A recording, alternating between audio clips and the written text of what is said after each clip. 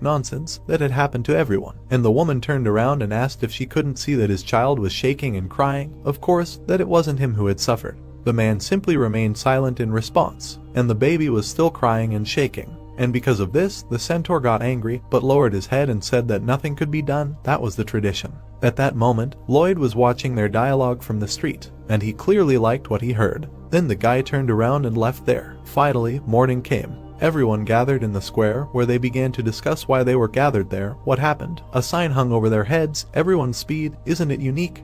A man is a flash." Suddenly after that, a young man appeared there, who shouted that everyone who came was asked to sit down.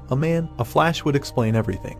Among this crowd was also the beloved princess, who listened that yesterday's match showed not speed, no, some kind of nonsense. We must pretend that they listened attentively and go. That's what the other residents were discussing. And the main character was still crucifying himself in front of them and saying that one can think how a person like him can talk about speed, because it's absurd. Then he raised his hand and said that there is still something. He looked them straight in the eyes and said that these guys are actually absurd.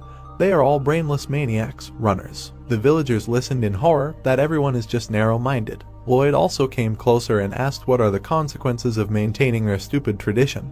Wounded, countless destruction, material damage, is this not a stain on the reputation of the nation? He looked around and said that yesterday he also participated in a duel. There would be no choice. It is a tribute to tradition. He was forced to run, and then, with tears in his eyes, the young man said that one child, as a result of an accident, received an injury that he will remember for the rest of his life. Then he looked at this poor kid and said that this is far from the first such case. Among all of them there is at least one centaur who was injured, but everyone has come to terms with it and lives for the sake of speed, for the sake of tradition. The boy's mother also listened attentively as the other centaurs shouted what a stranger could do.